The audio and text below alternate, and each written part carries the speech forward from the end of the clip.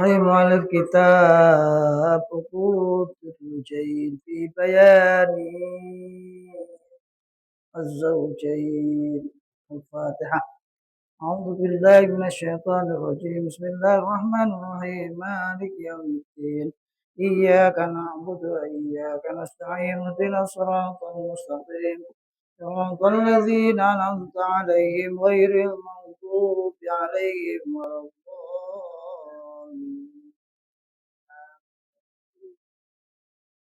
قال المصنف رحمه الله تعالى ونفعنا به وبعلومه في الدارين.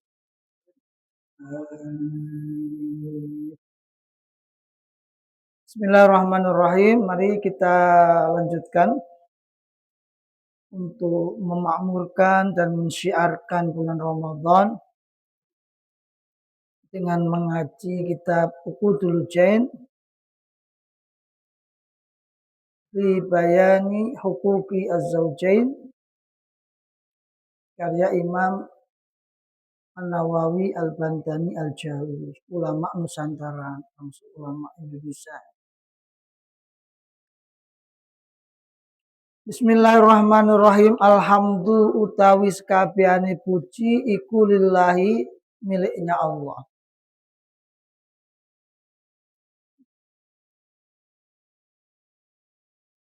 Hamdan dengan pujian.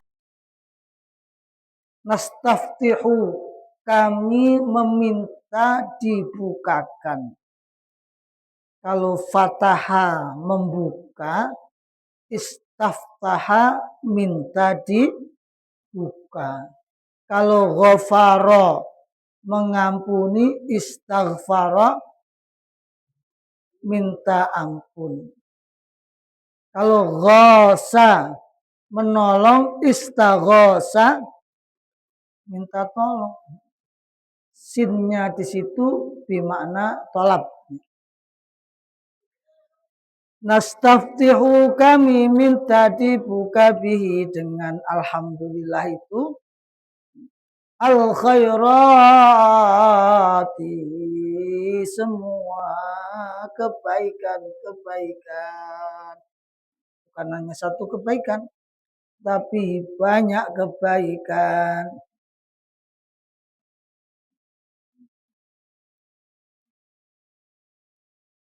Ainat lubu maksudnya kami meminta bizalikal hamdi dengan alhamdulillah tersebut al-fatha dibuka lil khairati untuk kebaikan.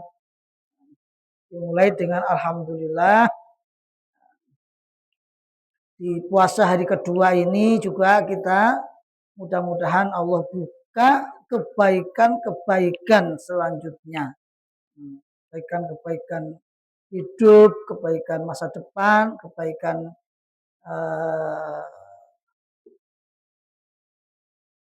belajar, kebaikan kesehatan dan sebagainya, itu adalah khairat yang tidak dibatasi. Jadi kalau minta kepada Allah itu jangan minimalis. Minta kepada Allah itu jangan minimalis. Karena Allah itu senang kalau dimintai. Ya, Allah itu senang kalau dimintai. Beda dengan fakhri. Kalau dimintai, minta mulu. Nah, kalau Allah justru senang kalau dimintai. Senang kalau kalian berdoa itu senang. Maka mintalah kepada Allah sebanyak-banyaknya. Itu jangan minimalis.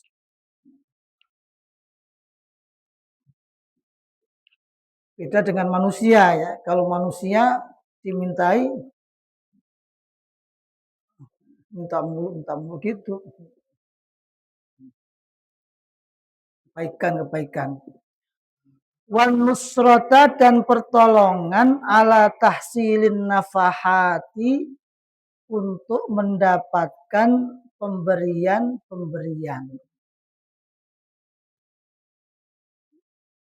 pemberian Allah. Hari ini kita diberikan hujan pagi hari ini. Mudah-mudahan menjadi hujan rahmat. Bukan hujan azab. Allahumma anzil alaina matar rahmah la matar azab.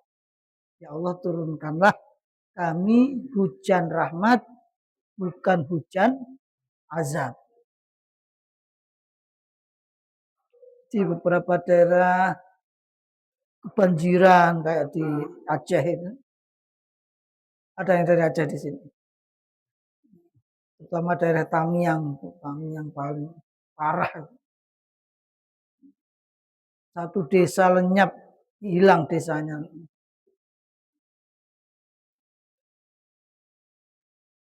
Akibat banjir. Lah kita minta pada Allah, kalau toh umpamanya diturunkan hujan, bukan menjadi hujan yang azab. Dengan kebanjiran, dengan longsor, dengan merusak tanaman, merusak rumah, merusak bangunan. Air yang tenang seperti itu, kalau mereka disakiti, marah juga. Air ya, air yang walaupun tidak punya nyawa, tidak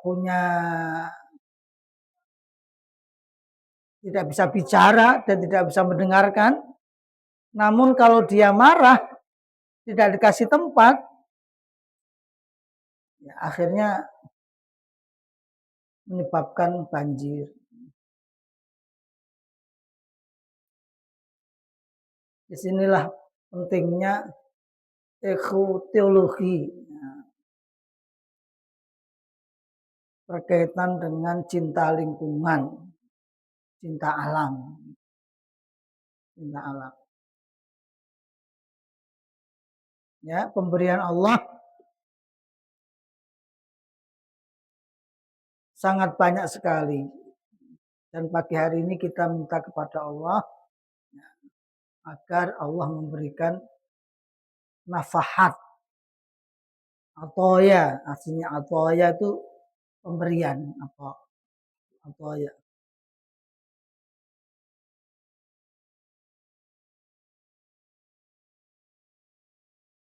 Ada ya tulis apa keterangan di situ, nafahat ada ya. Ayat lubu ada nggak di situ? Ada juga ya. Ayat lubu maksudnya adalah kita minta bizalikal hamdi, dengan alhamdulillah tersebut, al-fatha dibukanya, lil atoya untuk mendapatkan pemberian, wan nusrata dan pertolongan, ala tahsiliha untuk mendapatkannya. Dengan alhamdulillah. Kemarin fadilah bismillah, sekarang fadilah alhamdulillah.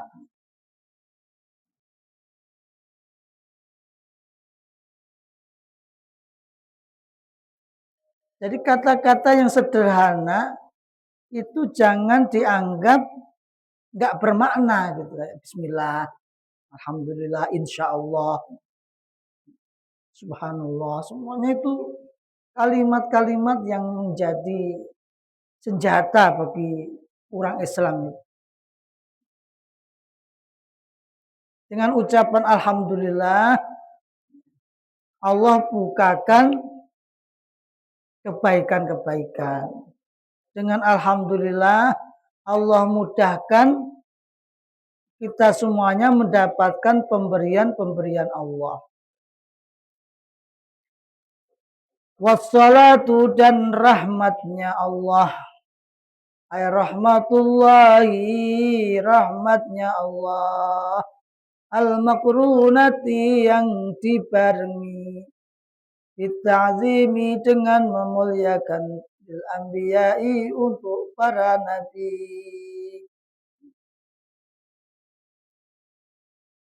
Rahmatnya Allah yang dibarengi dengan mengagungkan para nabi.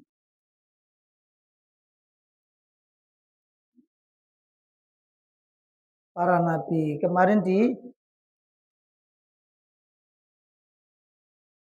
disinggung, dikasih tahu kita semuanya bahwa kitab-kitabnya yang jumlahnya berapa kemarin 160 ya.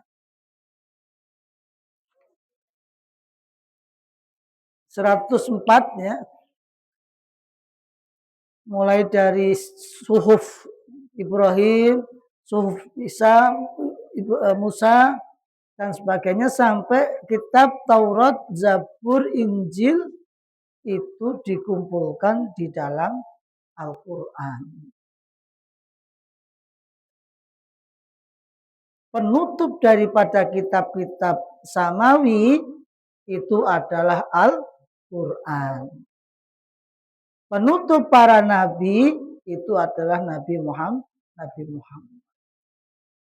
Artinya umat yang harus mulia, umat yang harus berjaya, umat yang harus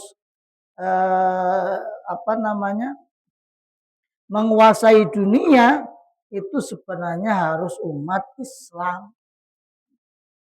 Karena dia punya senjata tadi, Al-Quran tadi.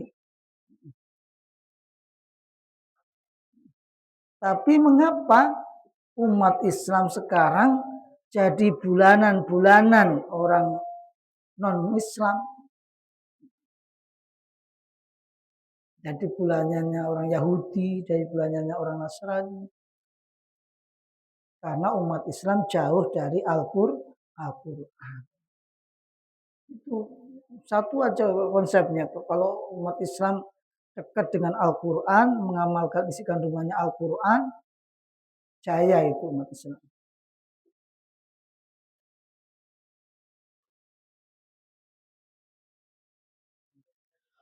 Wa mutlaqur rahmati, dan mutlaknya rahmatnya Allah li ghairihim, untuk yang lainnya.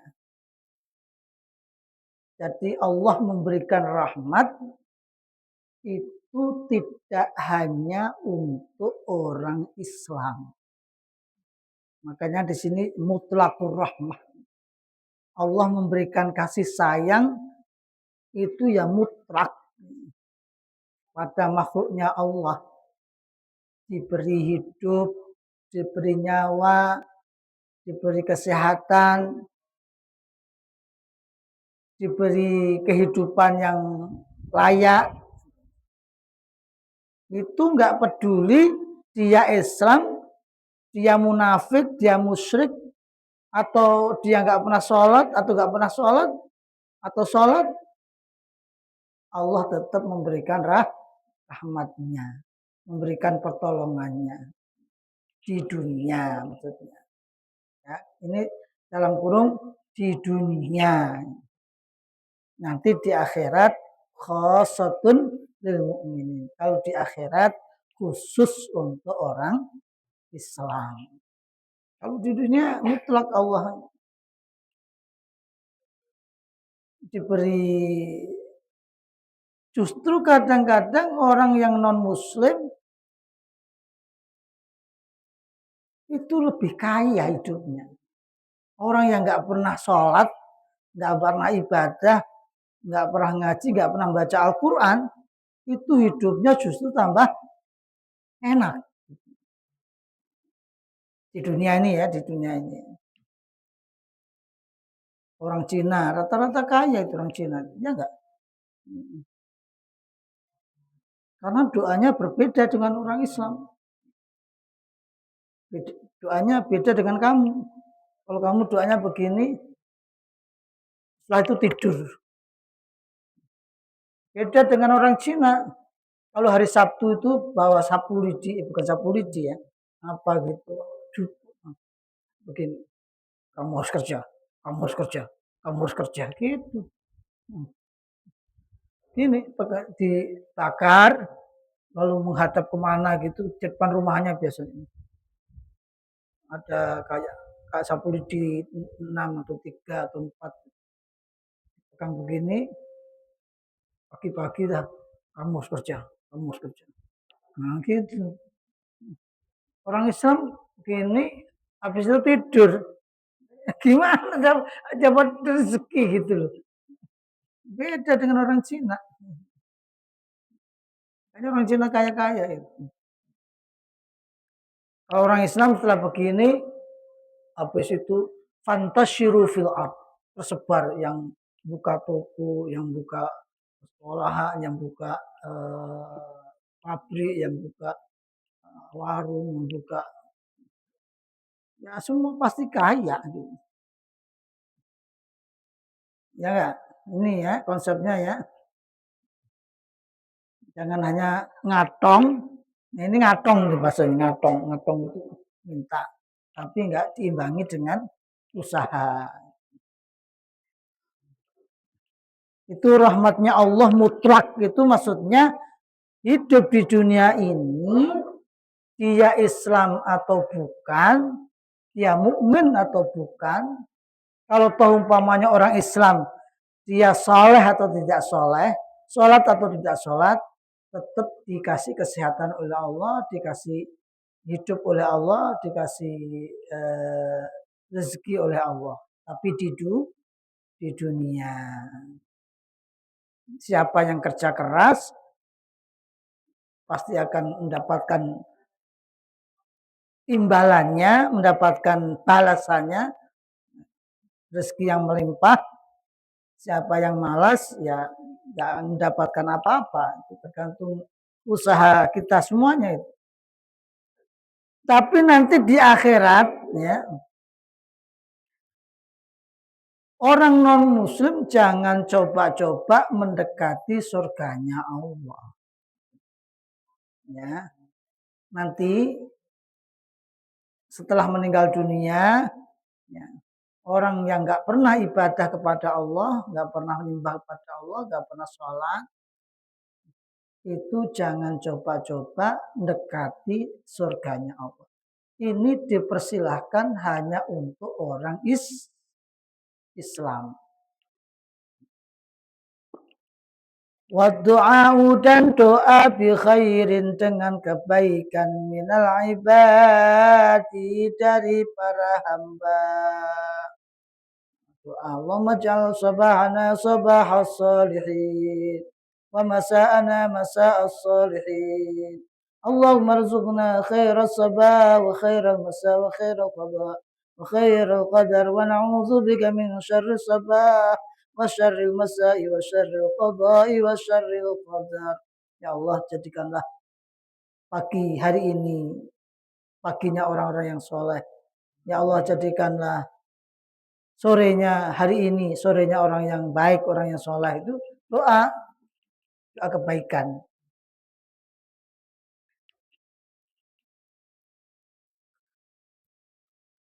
Wassalamu dan keselamatan ayat tahiyatullahi al-uzma.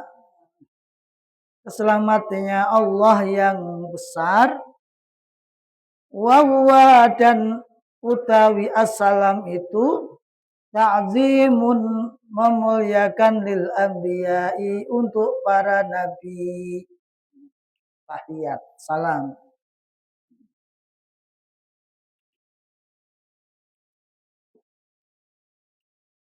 Salamnya Allah untuk para nabi. Kama yuhayyi sebagaimana memberikan salam siapa ahaduna salah satu di antara kita dhaifahu tamunya seperti halnya orang menyambut tamunya.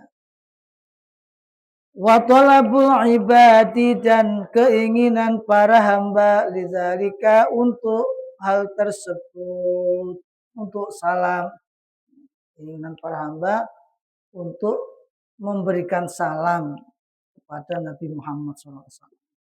Ala sayyidina untuk Tuhan kita Muhammadin yaitu Nabi Muhammad Sayyidil bariyat yang menjadi tuannya para makhluk. Nabi Muhammad itu tuannya para makhluk. Bukan hanya manusia, makhluk semuanya. Tuannya makhluk. Makhluk itu apa sih? Makhluk itu ya ciptaannya Allah. Ciptaannya Allah apa? Ya manusia, ya binatang, hewan, tumbuhan. Untuk tunduk kepada Allah, kepada Rasulullah.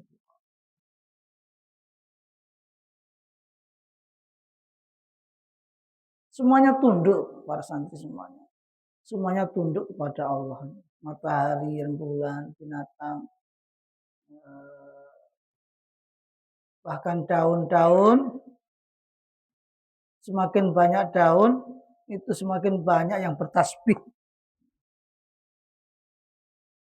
Daun-daun yang ada di pondok kita ini, itu semuanya bertasbih. Coba hitung itu, Nabil. Pohon di depan ini berapa daunnya itu? Ada 1000, Mbak. Berarti 1000 kali tasbih. Tiap hari bertasbih, tiap waktu bertasbih. Walakin la tafqahuna tasbihahum. Akan tetapi kalian tidak paham, tidak ngerti tasbihnya mereka. Tasbih semuanya. Berarti kita sebagai manusia yang diciptakan dengan bentuk yang sempurna, tentu harus lebih banyak bertasbihnya. Bertasbih. Wa ala ali dan untuk keluarganya Nabi, pengikut Nabi, ayat ba'i pengikut Nabi alal iman yang tetap mengikuti iman walau usatan walaupun ada yang maksiat. Ada nggak umatnya Muhammad yang maksiat? Ya banyak, banyak. Walaupun maksiat tetap didoakan, tetap diberikan salam untuk pengikutnya Nabi, pengikutnya Rasulullah.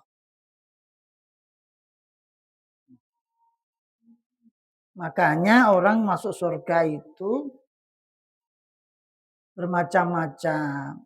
Ada yang masuk surga dengan langsung, ada yang masuk surga dengan ngesot, ada yang masuk surga dengan merangkak, ada yang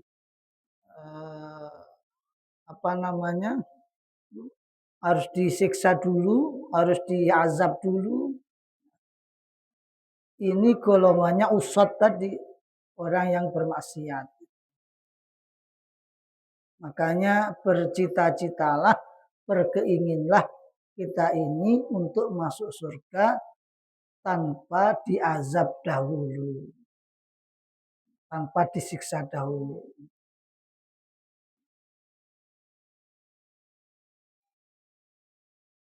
Begitu pula wasahbihi dan sahabatnya Nabi.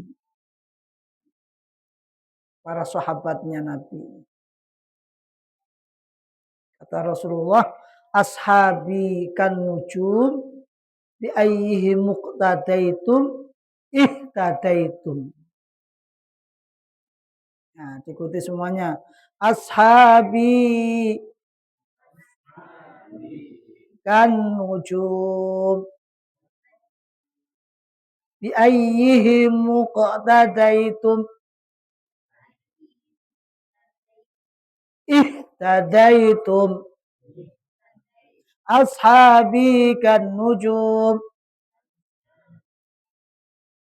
bi ayyihi muqtadaitum ihtadaitum.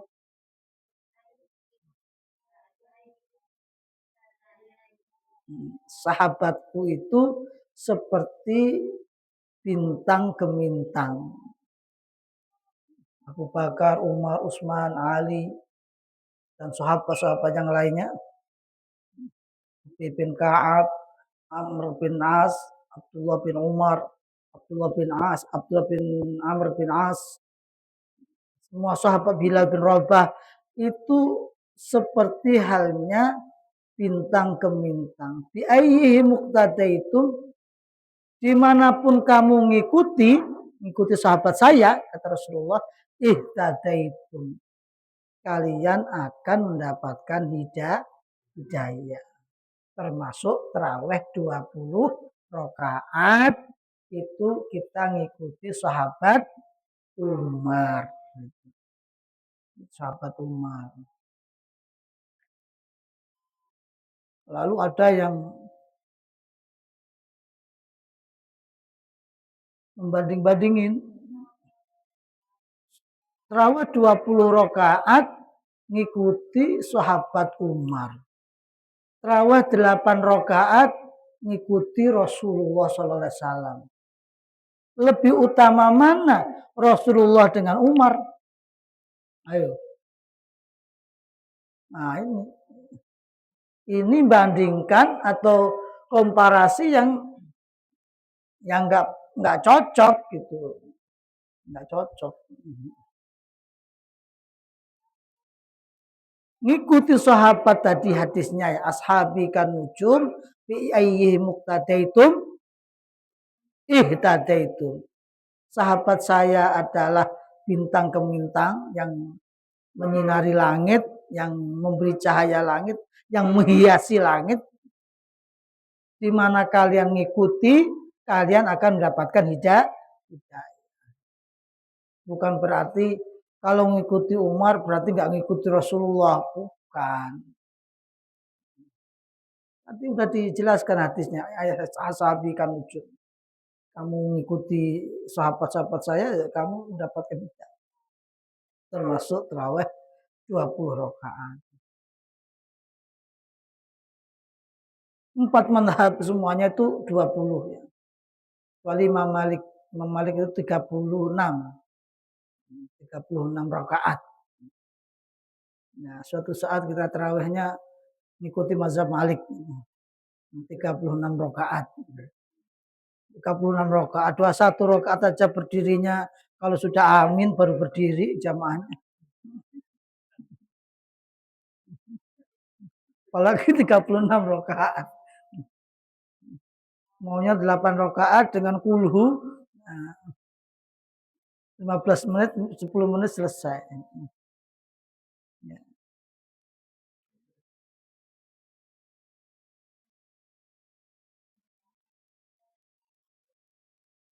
Siapa sahabat itu? Wahum, dan mereka itu al-mujtami'una, yang berkumpul, bertemu binabiyina, dengan nabi kita, Nabi Muhammad SAW, mukminina, dalam keadaan mukmin. Berkumpul dengan Nabi. Abu Lahab, Abu Jahal. Abu Lahab, Abu Jahal termasuk sahabat bukan? Bukan. Kenapa? Karena enggak mukmin.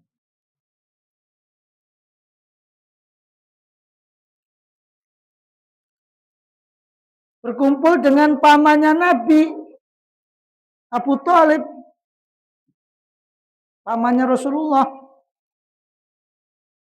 yang menyayangi Rasulullah, yang merawat Rasulullah, yang melindungi Rasulullah. Apakah Abu Thalib termasuk sahabat? Tidak. Karena sampai meninggalnya pun beliau belum mengucapkan syahadat. Maka turun ayat, innaka la tahdi man ahbabta walakinallaha yahdi mayyasha. Wahai kamu Muhammad, artinya hidayah itu prerogatif Allah itu ya. Wahai kamu Muhammad, nggak akan bisa ngasih petunjuk kepada orang sekalipun orang itu adalah orang yang kamu cintai. Seperti pamannya sendiri. Siapa? Abu Thalib.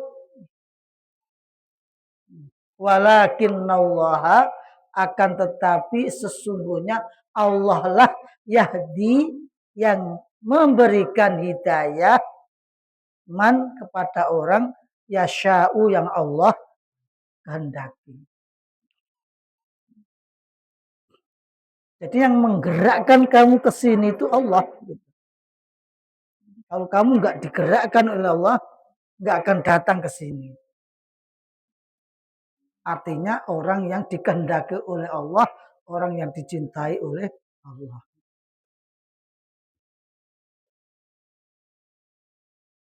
Walau lahzatan, walaupun sebentar. Umpamanya ketemu, salaman, lalu pergi, nah itu termasuk sahabat.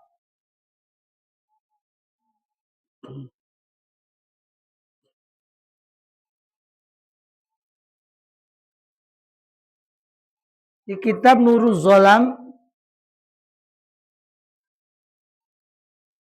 Syarah Nurul Zolam, kitab Tauhid itu,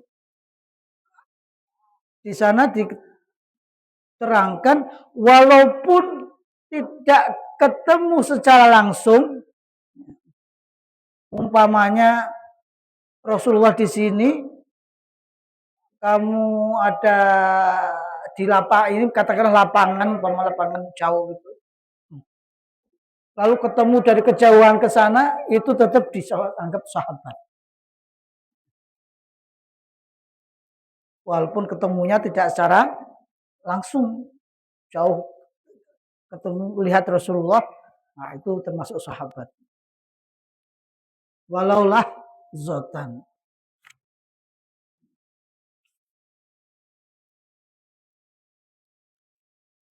Al-a'immatu,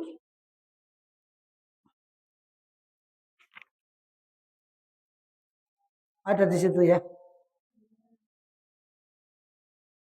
Yang menjadi imam, al-muqtada, yang diikuti bihim, dengan imam, para imam itu, fi umuridini, tentang urusan agama. As-siqati, yang dapat dipercaya, fiha, di dalam umuruddin, urusan agama.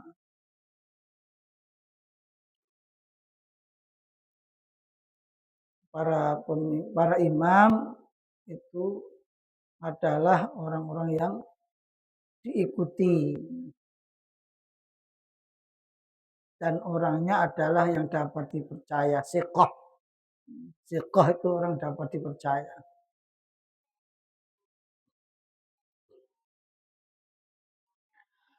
Amma ba'du, adapun setelah ba'dal basmalati, setelah membaca basmalah, walhamdalati, dan hamdalah, wassalati wassalami, dan salawat, fahadhi, maka inilah risalah, al-hadiratu, yang hadir, fi zihni, di dalam hati kita. Risalatun adalah kitabun shaghirun jiddan, adalah kitab yang sangat kecil. Muhimmatun, yang penting. Muhzinatun lil qulub,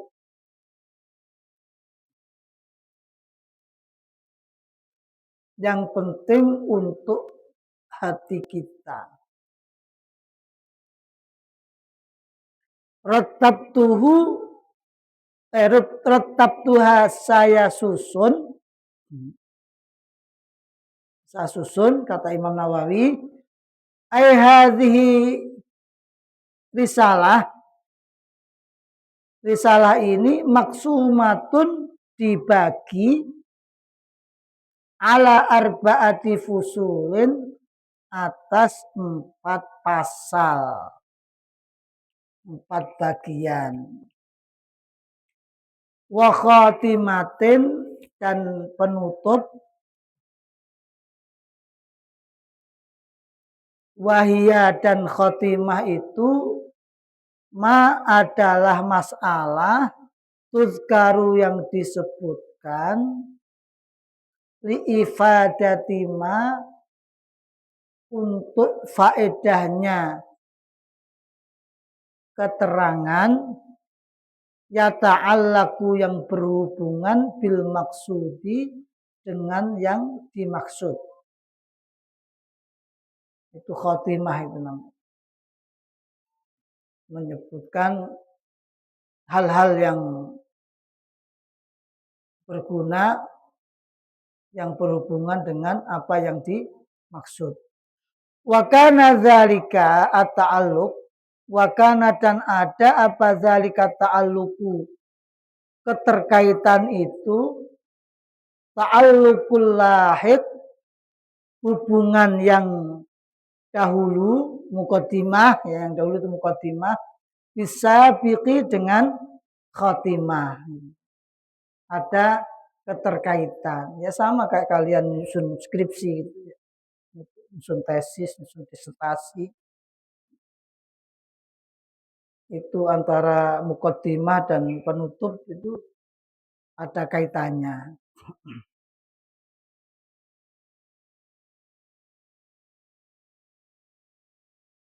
Bab pertama berkaitan dengan masalah riba umpamanya. Riba di era modern. Bab terakhir berkaitan tentang apa namanya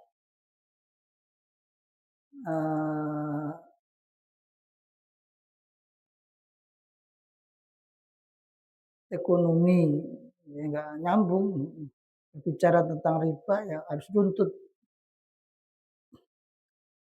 Wahwa dan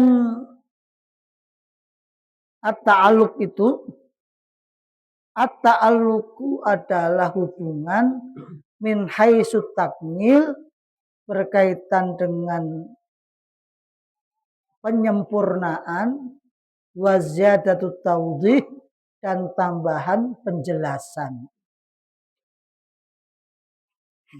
Hubungannya adalah hubungan untuk disempurnakan dan ditambahi penjelasannya atau mungkin juga khulasohnya, intinya atau resumennya atau kesimpulannya.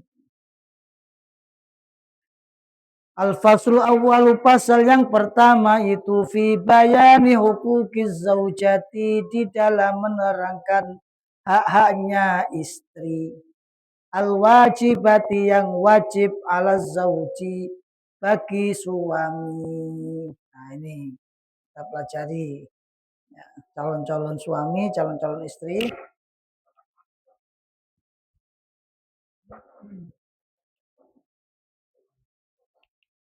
Makanya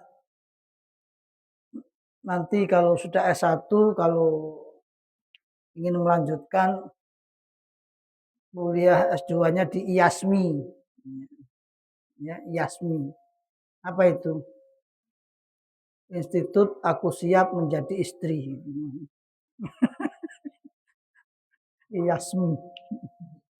Ini kan sudah sebentar lagi sarjana S1.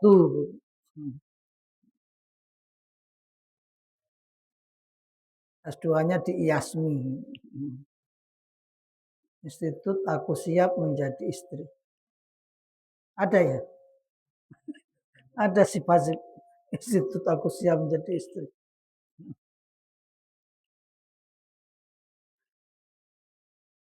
Pasal yang pertama menjelaskan tentang hak-haknya istri yang harus dipenuhi oleh suami. Apa itu? Yang pertama husnul usrati. Dibaiki pergaulannya. Memperbaiki muamalahnya dengan istri. Jadi orang hidup keluarga itu nggak semudah yang dibayangkan, nggak seindah yang dirasakan. Jangan dikira nikah itu enak. Nikah itu enaknya cuma 5%. 95% itu enak tenan.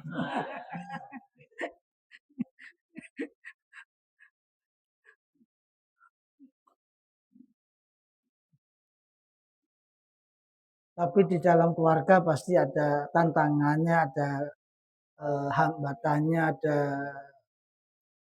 apa namanya, liak-liku hidup keluarga ya.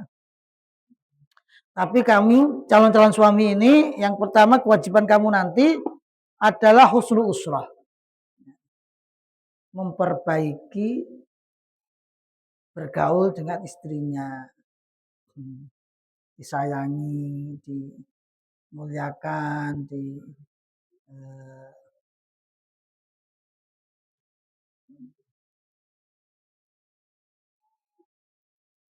tidak dikasari, tidak di KDRT, ya, dipukul, dan sekali-kali mukul ya. Nah, ini laki-laki nih, emosi mukul istrinya, terus apa namanya, nendang istrinya. Nah, ini waspada ini, hati-hati. Nggak boleh sama sekali, harus ngomong yang baik, ngomong yang sayang lah istrinya kepada istrinya ya. Itu yang pertama.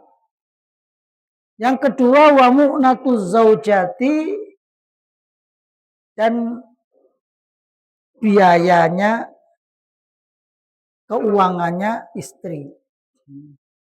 Memberi biaya hidup untuk masak, untuk pakaian, untuk rumah dan sebagainya. Ini kewajibannya laki-laki ya.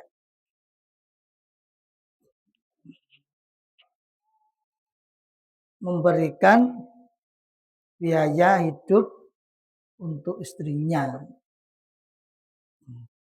Yang ketiga, wa mahruha, dan bayar mahar. Bayar mas kawin. Mas kawin mas. Oh iya, mas kawin mah gampang. Dan mas kawin yang paling termurah di dunia itu adalah Indonesia. Beda dengan Arab Saudi. Arab Saudi itu Masya Allah, mas kawinnya besar sekali. Mungkin ada sampai 1 miliar umpamanya. Makanya di sana banyak perawan tua di Arab Saudi itu. Banyak perawan tua. Karena nikahnya mahal. Di Indonesia apa? Cuman pakai sajadah sama mukena udah jadi. Angkah tuka ya Nabil. Angkah tuka wazawas tuka. Bibinti labun. Bimahri lawazimi as-sholah. Halan. Dengan mahar seperangkat peralatan sholat. Sajadah, mukena mukagak itu terserah. Mukena mukagak.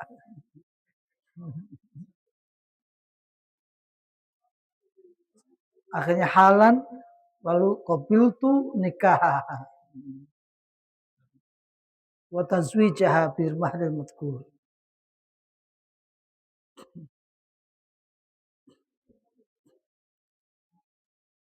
Halan. Sah. Cuma perangkat sholat itu. Maharnya. Perangkat sholat paling berapa? Nggak nyampe 200.000. 300.000. Lalu 500.000. 500.000 lah katakanlah itu. 500.000. Uang 500.000 sekarang kan nggak ada kimahnya, nggak ada. Itu kan murah sekali maharnya. Kenapa kamu nggak segera menikah gitu? yang lulus sarjana itu, Rahmat, Fahul itu, Saldi gitu. Murah itu segera gitu. Mumpung murah loh. Mumpung belum wanita Indonesia menaikkan maharnya seperti di Arab Saudi. Dibayar maharnya. Wal qasmu dan adil di dalam menggilir. Nah, ini bagi yang punya istri lebih dari satu. Karena memang sebenarnya istri itu harus berapa? Harus 3. Kalau satu namanya iswan. Pinter. Istri harus 3 katanya. Kalau satu namanya iswan. Kalau 2 istu. Istri kok cuma 1, salah. Ini yang keempat, ini domainnya bagi orang yang punya istri lebih daripada 1. Ada enggak? Ada. Seperti kemarin saya bertanya kepada ada santri baru yang dibawa Pak, jadi drivernya Pak Imam itu. Namanya Mas Ikrom yang dari Mojokerto itu. Ternyata kiainya istrinya 4 gitu. Masya Allah. Yang istri pertama nanya perempuan, yang kedua, ketiga, keempat itu laki-laki pada kuliah ke Yaman. 4 coba itu, Masya Allah. Berarti ada itu. Berarti ini dipraktekkan bagi orang yang punya istri lebih daripada 1. Itu nomor 4 itu. Poin 4.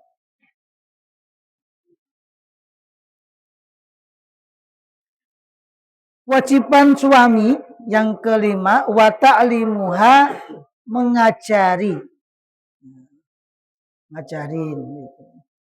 Tapi kadang-kadang anak laki-laki itu mau nyari anak yang nggak ngerti agama, nanti aku didik kalau jadi istri saya, aku bimbing ngajinya, aku bimbing. Ketika sudah menjadi suami istri, nggak bisa ngajar, nggak sempat, nggak sempat ngajarin dan sebagainya. Maka cari istri yang siap-siap saja, jangan yang sudah ngerti ngaji, yang sudah bisa baca kitab kuning, yang sudah bisa baca Al-Quran. Berat itu. Mau punya istri artis deh, nanti aku didik dia biar ya mana sempat. Jadi saya anjurkan anak putra, santri putra ini kalau nanya istri yang sudah siap saja, artinya yang sudah bisa ngaji, bisa baca Al-Quran, bisa sholat. Ya. Hal-hal yang tambahan nanti bisa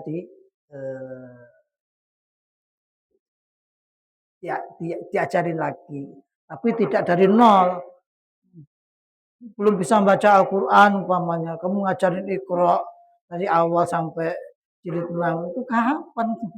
Sampai nenek-nenek nanti baru selesai itu ngajinya bisa.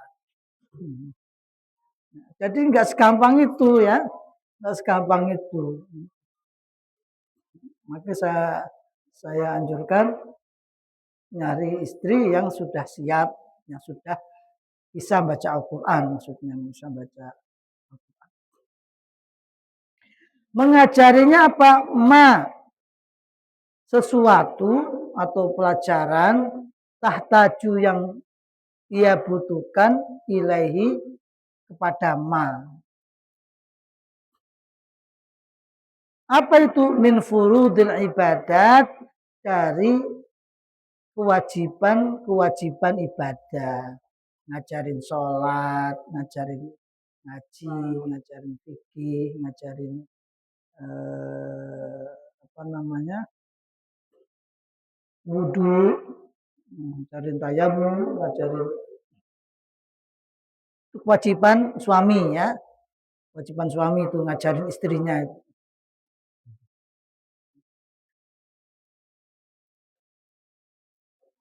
Jangan dibiarin. istrinya nggak tahu apa agama, dibiarin aja. Nanti yang tanggung jawab suami itu enggak, istrinya kok nggak bisa ngaji gimana. Wa sunaniha dan sunah-sunahnya ibadah. Walau ghaira muakkadatin, walaupun tidak hal-hal yang sunnah muakkad, yang bukan sunnah muakkad.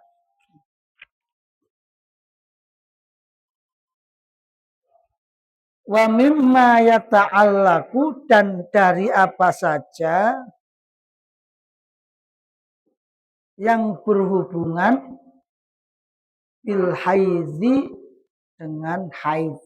Nah, ini kewanitaan. Kapan suci, kapan menstruasi, ini darah istihadhah atau darah haid atau darah apa namanya.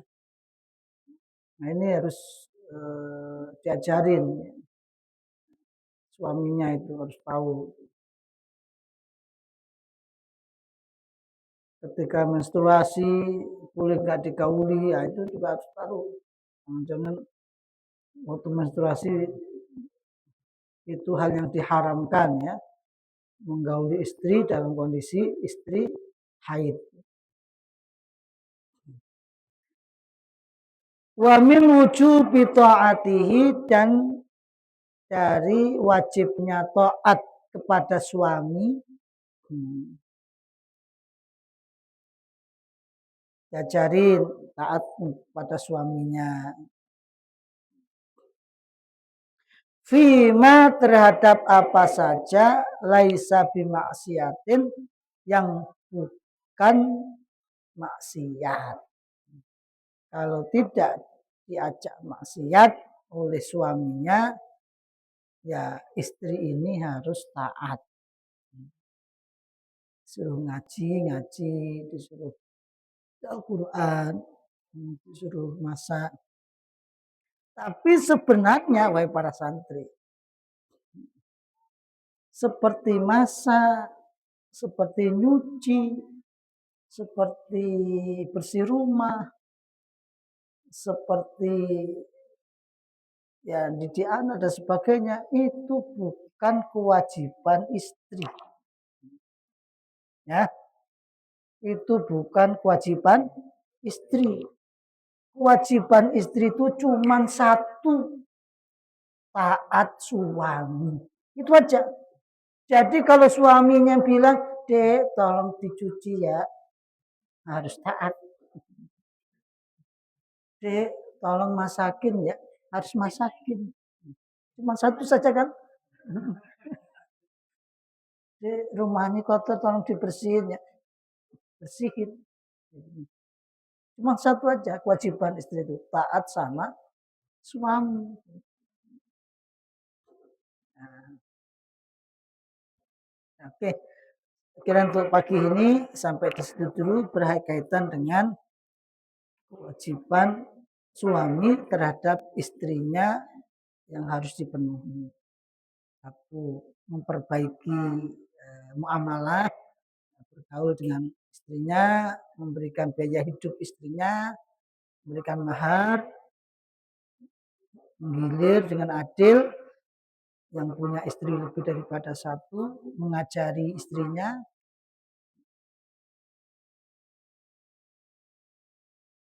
berkaitan dengan urusan agamanya. Wallahu a'lam bishawab. Rabbi fa'fana bi barakatihim wa dinal husna bi hurmatihim wa amitna fi tariqatihim wa mu'afatihim minal fikani rabbi fa'na bi barakatihim wa dinal husna bi hurmatihim wa amitna fi tariqatihim wa khawatir minal fitan. Terima kasih. Mudah-mudahan manfaat dan barokah untuk kita semuanya. Amin ya rabbal alamin. Allahumma fiqh ila Assalamualaikum warahmatullahi wabarakatuh.